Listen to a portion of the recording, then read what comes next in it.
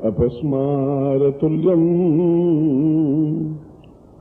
भववेगनित्यम् महामोहान्धम् भवतां वदेवम् ज्ञानं सदैव सुधितां भवनित्यरूपम् श्रुत्वां सदैव परिपूर्णमदेव सिन्धुम्। आज का प्रवचन पतंजलि के योग दर्शन से मैं शुरू कर रहा हूं। पतंजलि एक महान ऋषि हो चुके हैं और उनका योग दर्शन पूरे विश्व में विख्यात है। उन्होंने योग के बारे में जितना और जो कुछ लिखा अभी तक उससे ऊंचे स्तर का ग्रंथ कोई लिख नहीं पाया और विश्व के वैज्ञानिक और ज्ञानवान व्यक्ति भी अभी उनके योग दर्शन को भली प्रकार से समझ नहीं पाए, क्योंकि उन्होंने यह स्पष्ट किया कि योग का मतलब है दो चीजों के मिलन से जो चीज बनती है उसको योग कहते हैं। दो चीज हैं, एक बिंदु बूंद और दूसरा समुद्र। जिस प्रकार से उन्होंने उदाहरण देते हुए श्लोक में समझाया है कि समुद्र विशाल है और संसार को ये देखा जाए तो उसका चौथा हिस्सा केवल आबादी है और 3/4 हिस्सा, तिगुना हिस्सा केवल समुद्र है। चौथा हिस्से में ही मनुष्य बसते हैं, चाहे अमेरिका हो, चाहे इंग्लैंड हो, चाहे फ्रांस हो, चाहे भारतवर्ष हो, चाहे और कोई देश हो। तो इस पृथ्वी से भी 3 गुना ज्यादा समुद्र है और उस समुद्र के जो पानी है, उस समुद्र के पानी की एक बूंद और आपके शरीर में जो जल है, जो आंसू हैं, उस जल की एक बूंद की अगर रासायनिक व्याख्या करें तो दोनों में बराबर तत्व हैं।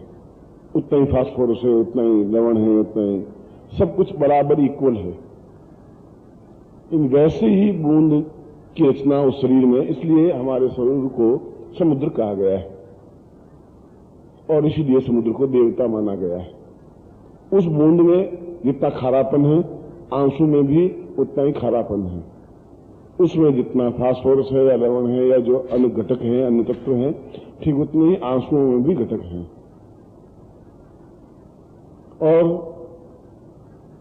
उस समुद्र में से एक बूंद जब धूप ज्यादा गिरती है, बहुत ज्यादा धूप होती है, तो समुद्र खौलने लग जाता है, गर्म होने लग जाता है और उसमें से भाप निकलने लग जाती है और भाप हमेशा ऊपर की ओर उठती है और ऊंचाई पर उठ करके वह समुद्र में से निकला हुआ पानी भाप बन करके ऊपर उठ करके बादल बन जाते हैं और वे बादल इधर से उधर डोलते रहते हैं। उनको जहां जिधर हवा धक्का देती है उधर से बह जाते हैं। उन बादलों को कुछ पता नहीं है कि हम कहां डोल रहे हैं, किधर जा रहे हैं, क्योंकि ज्यों ही समुद्र से बिछड़ता है त्यों ही उसका मन इतना डावाडोल हो जाता है कि वो अपने आप में स्थिर नहीं हो पाता। और ये संसार रूपी माँ बाप, भाई बहन, संबंधी, रिश्तेदार, मित्र, स्वजन उसको जिधर ठेलते हैं वह उधर चले जाते हैं। कोई बनिया बन जाता है, कोई व्यापारी बन जाता है, कोई क्लर्क बन जाता है, कोई नौकरी पेशा बन जाता है। उसको कुछ पता नहीं कि मेरे जीवन का भवितव्य, मेरे जीवन का लक्ष्य क्या है, मैं कहां से उत्पन्न हुआ हूं। उस बादल को कुछ पता नहीं है और उसका मन भी स्थिर नहीं है, बिल्कुल डावाडोल की तरह भटकता है और पवन उसको बादलों को उड़ाता उड़ाता जब वो बादल किसी पहाड़ से टकरा जाते हैं, किसी हिमालय से टकरा जाते हैं, किसी गुरु से टकरा जाते हैं, तो टकराते ही वे बादल अपने आप में पिघल करके बूंद बन जाते हैं, पानी की धारा बन जाते हैं, पिघलने लग जाते हैं। उनके अंदर का जो घुमड़न है, उनके अंदर की जो बेचैनी है, वो अपने आप में पिघलने लग जाती है और टकरा जाती है उससे। जो टकराते ही एक विस्फोट होता है, एक योग बनता है। पहले बूंद का योग समुद्र से था, दूसरे बूंद का योग हवा से बना, तीसरी बूंद का योग फिर उस पहाड़ से टकराने से बना, और फिर वह बूंद और दूसरी बूंद और तीसरी बूंद और चौथी बूंद मिलकर के एक छोटी सी पतली धारा बनी, जिसको हमने गंगा कहा, नदी कहा। और यदि आप गोमुख के पास जाएं तो बहुत पतली सी धारा, उंगली से भी बहुत पतली धारा गंगा की होती है, जो एक एक बूंद से मिलकर के बनती है। मगर धारा बनने के बाद भी उसको कोई चैन नहीं मिलता, बेचैन सी वो आगे बढ़ती रहती है। आगे और धीरे धीरे बूंदें मिलती हैं, जैसे कोई अलीगढ़ से बूंद आई, कोई लखनऊ से बूंद आई, कोई कहीं से बूंद आई, और बूंदें मिलकर के नदी का एक आकार लिया। मगर उस नदी को भी बड़ी बेचैनी है, बहुत तड़फ है। पहाड़ से टकराती है, इस पत्थर से टकराती है, उस पत्थर से टकराती है, और आगे बहती रहती है। इस नदी को कुछ ज्ञान नहीं है, कुछ दिशा निर्देश भी नहीं है, किधर मुझे जाना है इसका कोई ज्ञान नहीं है। बस वो आगे बहती रहती है, और बहती बहती मोटी धारा बन जाती है। हरिद्वार गंगोद्वार के द्वार पास आके, गंगोत्री के पास आकर के मोटी सी धारा नदी का रूप धारण कर लेती है। गंगा उतरी, गंगोत्री, वहीं से गंगोत्री से मैदान की ओर गंगा बढ़ती है। पर तब तक उसमें बहुत वेग आ जाता है, उतना जोश आ जाता है, ताकत आता है, क्षमता आ जाती है, बेचैनी बढ़ जाती है, तड़फ बढ़ जाती है। इतनी तड़फ बढ़ जाती है कि उस नदी में खड़े होना बड़ा मुश्किल हो जाता है। फिर वो सामने कोई दूसरा व्यक्ति आके खड़ा होता है तो वो खुद ही आदमी हट जाता है, क्योंकि वो उसको बाहर ले जाएगी, वो उसकी परवाह नहीं करेगी। फिर नदी इस बात की चिंता नहीं करती कि मेरे बीच में आके कौन खड़ा हुआ है। और जब बहुत नदी आगे बढ़ जाती है तो बीच में अगर कोई पेड़ आता है तो पेड़ को गिरा देती है। अगर बीच में कोई पत्थर का बहुत बड़ा टुकड़ा आ जाता है तो पत्थर के टुकड़े को तोड़ देती है। अगर बीच में कोई गाय आती है, भैंस आती है, चाहे गांव के किनारे आते हैं, नदी का कोई किनारा होता है, वो किसी इस बात की चिंता, उसके अंदर एक बेचैनी तड़फ है, वो रुकती नहीं है, बहुत बहती रहती है, तेजी के साथ बहती है, एकदम से बेचैनी। और जैसे बेचैन आदमी, कहीं उसको चैन नहीं मिलता और वो भटकता फिरता है, डावाडोल से रहता है कि मुझे कहां जाना है, क्यों बेचैनी है यह भी उसको समझ में नहीं आती। तड़फ क्यों है, ये तनाव क्यों है, ये डिस्टर्बेंस क्यों है, क्या हुआ क्या है मुझे, उसको कुछ ज्ञान नहीं। बस उसको तो एक विध्वंस, एक माइंड में एक ये कि मुझे बस बढ़ते रहना है, कहां बढ़ना है यह भी ज्ञान नहीं है। और इसके बीच में जो भी टकरा भी आता है उसको भी वो फेंक देती है। तुलसीदास जी के बीच में रत्नावली आई तो उसको हटा करके हटा दिया, कबीर के बीच में उसकी पत्नी आई तो उसको पत्नियों को हटा दिया, सूर्य के बीच में उसकी प्रेमिका आई तो उसको हटा दिया। और यदि बीच में कोई माँ आती है, बाप आते हैं, भाई आते हैं, संबंधी आते हैं, रिश्तेदार आते हैं, मित्र आते हैं, स्वजन आते हैं, वो क्योंकि उसको तो बेचैनी है, मित्र को मिलकर के भी उसको चैन मिलता नहीं है, माँ बाप को मिलकर के भी चैन उसको मिलता नहीं है, और कोई साधु संत मिलता है तो उसको चैन नहीं मिलता है। बस उसको भी बाहर करके साथ ले जाएगी, किनारे लग जाएंगे, किनारे लग जाएंगे, साथ इनके बहेंगे तो वो तिनके साथ में बहेंगे, पेड़ के टुकड़े साथ बहेंगे तो पेड़ के टुकड़े साथ बहेंगे। वो इस बात को परवाह नहीं करती कि मेरे साथ बह रहे हैं कि नहीं बह रहे। और ये तड़प इतनी बढ़ जाती है कि वो बांध को भी तोड़ देती है, किनारों को भी तोड़ देती है, और बहती बहती बहुत तेजी के साथ लहराती हुई, भयंकर रूप धारण करती हुई, प्रचंड वेग के साथ में समुद्र में जाकर के मिल जाती है। फिर एक योग होता है वापिस, और जो ही समुद्र में जाकर मिलती है तो ये बहुत शांत हो जाती है, अपना अस्तित्व मिटा देती है। समुद्र मिलने के बाद उसके मन में कोई उद्वेग नहीं होता, एक शांति से मिल जाती है। फिर उसका नाम भी बदल जाता है, उस गंगा को भी हम समुद्र कहने लग जाते हैं, क्योंकि उस समुद्र में और गंगा में फिर डिफरेंस हम नहीं कर पाते। जहां से वो उठी बूंद, वो बूंद इतनी घूमती हुई, चक्कर लगाती हुई वापस जब समुद्र में आकर मिली, तब उसको एक शांति मिली, तब उसको एक चैन मिला, तब उसको एक संतोष मिला। फिर उसकी हराट, तब उसका वेग, उसका प्रचंडता, उसकी दुर्धर्षता, तोड़ने फोड़ने की क्षमता, वो सब कुछ समाप्त हो जाती है और अपने आप में पूर्ण रूप से विलीन हो जाती है। पतंजलि कहते हैं यही हालत शिष्य की है। बूंद की तरह एक शिष्य है, एक समुद्र से उठा, एक बूंद की तरह, और उसके बाद में जहां उसको ठेला गया वो ठेलता गया, जहां पहाड़ से फिर टकराया तो उसके अंदर का जो अहंकार था, उसके अंदर का जो उद्वेग था, उसके अंदर की जो बेचैनी थी, उसके अंदर जो कुछ भी था, पाप, झूठ, छल, कपट, गर्जना करते हैं, बहुत जोर जोर से हल्ला करते हैं बादल की, हम बहुत कुछ हैं, हम हैं और हम दुनिया हमारे भरोसे है, वो सब कुछ शांत हो जाता है किसी गुरु से टकराने पर। और उसके बाद में वह नदी का रूप धारण करती हुई बहती रहती है, फिर उसकी बेचैनी शांत नहीं होती। उस शिष्य की मन में एक, जैसा कल मैंने बताया कि उसके मन में एक द्वंद्व, एक जिज्ञासा बराबर बनी रहती है कि मैं ठीक बह रही हूं कि नहीं बह रही हूं, क्या हो रहा है क्या नहीं हो रहा है, ये रास्ता सही है भी कि नहीं, रास्ता मुझे कहां ले जाएगा। मगर क्योंकि एक बार उसका योग, उस टकराहट गुरु से हो चुकी है, तो उसको रास्ता भी गुरु अपने आप सही मार्ग पर गतिशील करता ही रहेगा। और जब शिष्य उस जिज्ञासु से आगे बढ़ के, साधक और साधक से आगे बढ़ के जब शिष्यत्व धारण कर लेता है, तो उसके सारे तनाव, सारी बेचैनी समाप्त हो जाने की क्रिया हो जाती है। और जब पूर्ण रूप से विलीन हो जाता है गुरु में, ईश्वर में, अगर भक्त है तो भगवान में, यदि शिष्य है तो गुरु में, जब पूर्ण रूप से अपने आप को समर्पित कर देता है, तब उसको एक शांति मिल जाती है, बिल्कुल एक मन में संतोष मिल जाता है। फिर उसमें काम या क्रोध या लोभ या मोह या अहंकार या किसी के प्रति आसक्ति, सब कुछ समाप्त हो जाती है। एक कर्तव्य रह जाता है, ये मेरा पति है, पति के प्रति मेरे कर्तव्य है, ये मेरा परिवार है, वो एक बात अलग है। मगर वह भी समुद्र में जाने के बाद नदी की कोई आसक्ति भी नहीं रहती, उसको तो केवल एक ही ध्यान रहता है, एको ही रूपम एको ही नामम एको ही ज्ञानम एको ही चिंतन। और ऐसी बहुत कम नदियां हैं, और आपको मालूम हो तो 1.5 लाख नदियां हैं पूरे भारतवर्ष में, और 1.5 लाख नदियों में से केवल 300 नदियां समुद्र में मिलती है। 1.5 लाख में से केवल 300 नदियां, बाकी नदियां या तो बीच में सूख जाती हैं, या किसी गंदे नाले में मिल जाती हैं, या एक नदी दूसरी नदी में जाकर के मिल जाती हैं, समुद्र तक नहीं पहुंच पाती। कहां 1.5 लाख, कहां 300, कितना बड़ा रेशियो है। तो सैकड़ों शिष्य मिलते हैं, टकराते हैं और फिर विलीन हो जाते हैं, डूब जाते हैं, क्योंकि उसके अंदर आसक्ति समाप्त नहीं होती, उनके अंदर का काम समाप्त नहीं होता, उनके अंदर का लोभ समाप्त नहीं होता, उनके अंदर का मोह समाप्त नहीं होता।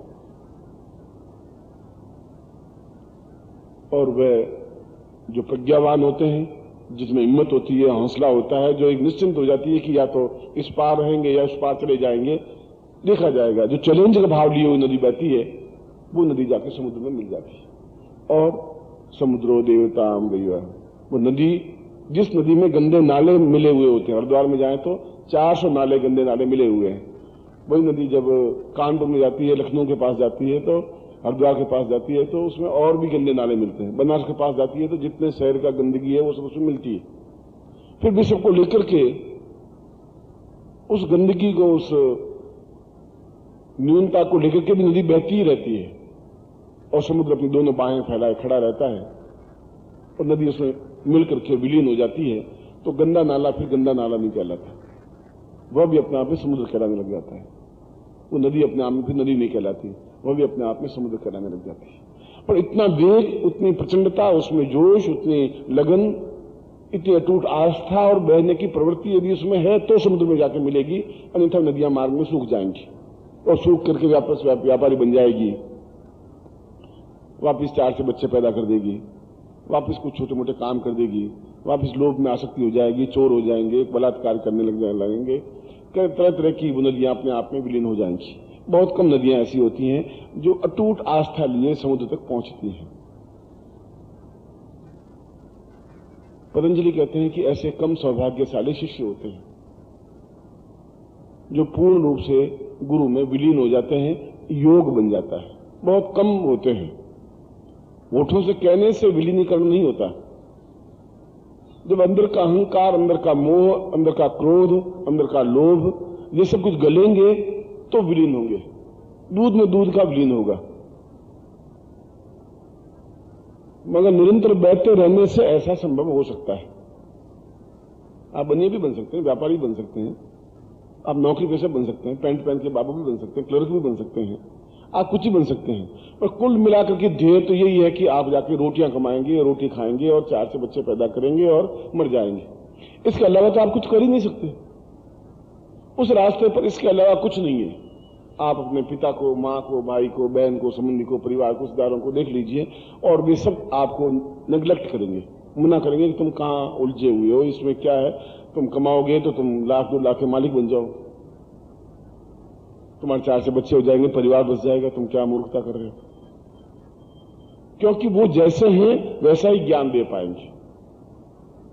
एक नाला गंगा नदी के बारे में नहीं बोल सकता, नाला नाले के बारे में ही बोलेगा। इन गंदी नाली का जो कीड़ा होगा वो अपने राम राम का उच्चारण नहीं कर सकता। यहां तक कि भाई आप एक्सपेरिमेंट कर लें, नाली में अगर आप देखें कीचड़ होगा तो बहुत छोटे छोटे सफेद सफेद कीड़े बहुत उसमें होते हैं और जिंदा है, चलते रहते हैं। उनमें से एक कीड़े को तिनके के ऊपर उठाइए, उठा के एक पानी की बूंद उसमें डालिए, गंगा जल की बूंद, वो साफ करिए तो भी वो चलने लगेगा थोड़ा। और आप उसको गुलाब के फूल पर रख दीजिए, मर जाएगा वो। किसी चमेली के फूल में रख दीजिए, मर जाएगा। थोड़ी देर बाहर रखिए, मर जाएगा। क्योंकि नाली का कीड़ा नाली में ही खुश रहेगा, जिंदा वहीं रहेगा। वो गुलाब के फूलों का आनंद नहीं ले पाएगा, वो सुगंधित वस्तुओं का आनंद नहीं ले पाएगा, पूजा स्थान में नहीं बैठ पाएगा। बैठेगा तो 1-2 मिनट के बाद मर जाएगा। और नाली में वो कम से कम 4 महीने, 6 महीने, 8 महीने, साल भर जिंदा रह जाएगा। तो जो आपके आसपास का वातावरण है, यदि वे उस रूप में कीड़े हैं तो वो दूसरों को भी कहेंगे तुम भी यहां नाली में रहो, बहुत आनंद है। गुलाब के फूलों में फायदा भी क्या है, वहां तो मर जाएंगे हम, वहां कोई लाभ नहीं है। यहां पे बहुत लाभ है, कितना अच्छा कीचड़ है, कितना सुंदर कीचड़ है, बहने में कितना आनंद आ रहा है। यहां के जैसी तो कोई चीज ही नहीं है, इसमें कितनी सुगंध बदबू है। मगर नाली का कीड़ा आखिर नाली का कीड़ा ही कहलाएगा, वैश्य आखिर वैश्या ही कहलाएगी, चाहे लखपति करोड़पति भी बने, चाहे हमसे ज्यादा सुंदर हो। मैं उंगली उठा के उसको रंडी ही कहेंगे, पतिव्रता स्त्री नहीं कहला सकती। नाली के कीड़े को हम एक सुगंधित व्यक्तित्व नहीं कह सकेंगे। मगर चूंकि वो वैसे हैं तो वो समान धर्मी अपने समान धर्मी को वैसा ही ज्ञान देंगे, वैसी चेतना देंगे। इसलिए वे कोई नदियां बीच में सूख जाएंगी, हट जाती हैं, उनके पाप कर्म बीच में आड़े आ जाते हैं, परिस्थितियां आड़े आ जाती हैं, परिवार के लोग आड़े आ जाते हैं, समाज के लोग आड़े आ जाते हैं, और वे सब वही बात कहेंगे जो उनको ज्ञान है।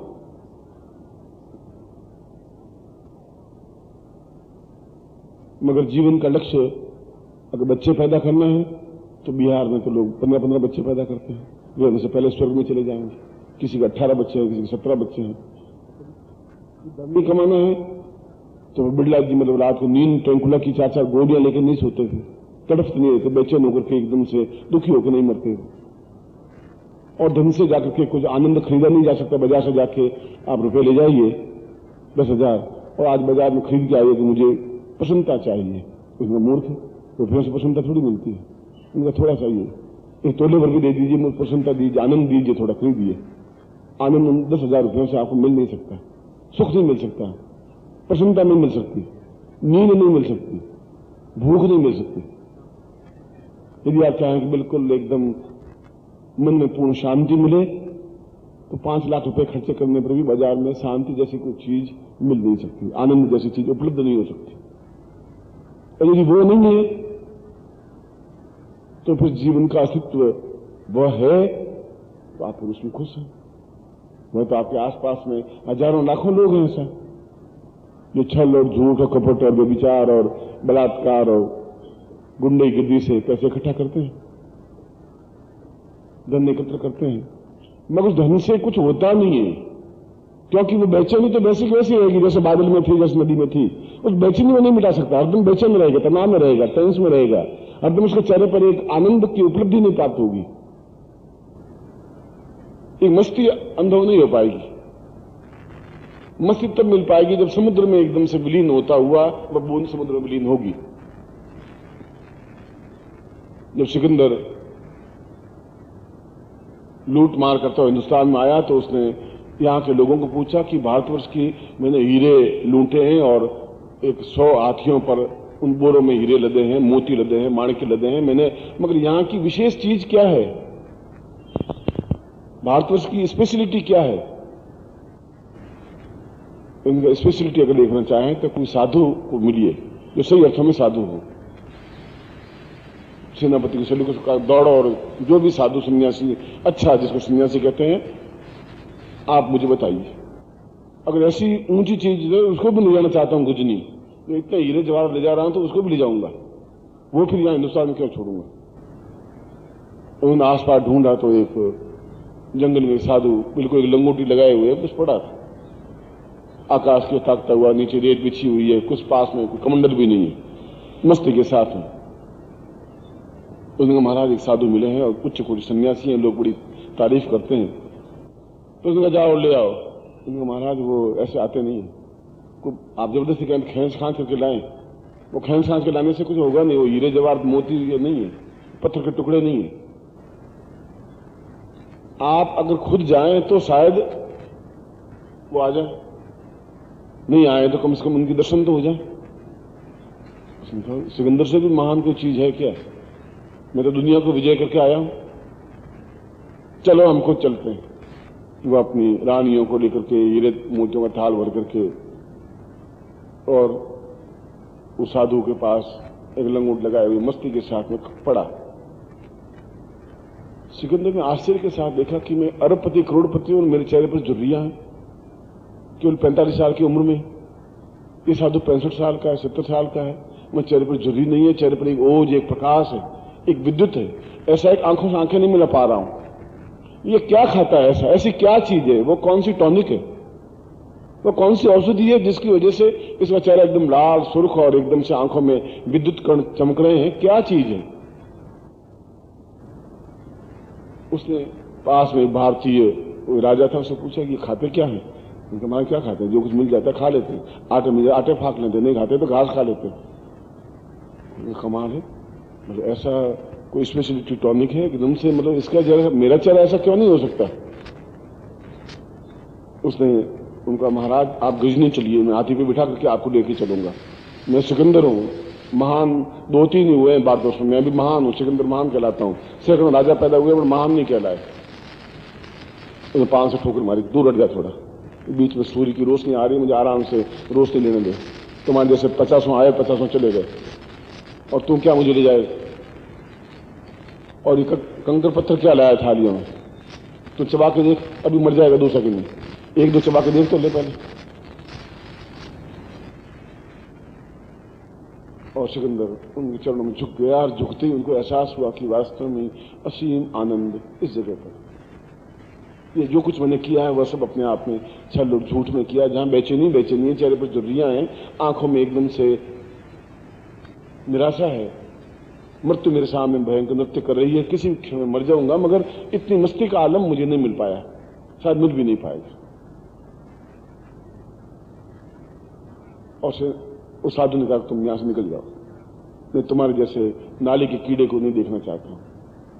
इस समय तक तो मैं प्रकृति को और थोड़ा निहार लेता, थोड़ा और आनंद खरीद लेता, आनंद ले लेता। सिकंदर भी उस आनंद को खरीद नहीं पाया। वो चेहरे का जो ओज है, जो प्रकाश है, जो बिंब है, वो हीरे जवाहरातों से और बेटों से और बेटियों से और घर के बैंक में जो नोट पड़े उनसे नहीं मिल सकता। और वह नहीं है तो सिकंदर जैसा भी झुक जाता है उस लंगोटधारी के सामने। अगर मुकुट, सोने का मुकुट चरणों में झुक जाता है एक लंगोटी वाले के सामने, तो यह तो स्पष्ट हो गया, इतिहास इस बात की तो गवाह दे रहा है कि लंगोटधारी अपने आप में उस राज मुकुट से ज्यादा मूल्यवान है, क्योंकि वह अपने आप में पूर्ण रूप से एक समुद्रवत बना हुआ था। ऐसे चरणों में बैठने का सौभाग्य तो कभी कभी मिलता है, जब तक हमारे पूर्व जन्म के कुछ पुण्य बचे हों, उदय हों, तो अन्यथा तो पूरा जीवन भटकता रहता है। एक ही छत के नीचे पति पत्नी रहते हैं, लड़ते रहते हैं, चलते रहते हैं, बच्चे पैदा होते रहते हैं, और भारतवर्ष में चलता रहता है। लड़ भी रहे हैं, झगड़ा भी कर रहे हैं, बोल भी नहीं रहे हैं, और बच्चे पैदा भी होते जा रहे हैं। ऐसी महान विशेषता इस भारतवर्ष में है। मगर जो पिछले जीवन के पाप हैं तो कई रूपों में आके खड़े होते हैं। पति के रूप में भी आके खड़े होते हैं पाप। ये पाप खुद तो कोई आकृति है नहीं उसकी, पति के रूप में, बेटे के रूप में, बेटी के रूप में, पिता के रूप में, भाई के रूप में, पड़ोसियों के रूप में, कई रूप में पाप आके खड़े होते हैं और वह पाप उस व्यक्ति चाहे भी तो उस व्यक्ति को समुद्र में नहीं मिलने देती। और जब ऐसा मिले तो समझ लेना चाहिए पूर्व जन्म के पाप है जो ये आकार बन करके मेरे घर में आके खड़ा हुआ है।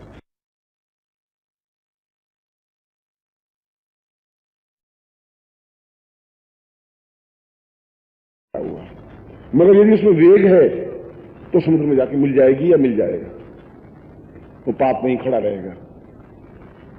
तो एक दिन छटपटाता हुआ, यदि आपने किसी मरते हुए प्राणी को देखा नहीं है, कभी बिल्कुल लास्ट डेथ के लास्ट पॉइंट पर हो, जब आप देखिए उस व्यक्ति को, उसका गला रुंध जाता है, आवाज निकलती नहीं है, आंखें डबडबाई होती हैं, आंखों में से आंसू बहते रहते हैं। एक भी प्राणी ऐसा नहीं है जो मरा हो और आंख में से आंसू नहीं निकलता, उसमें छलछला नहीं रहा।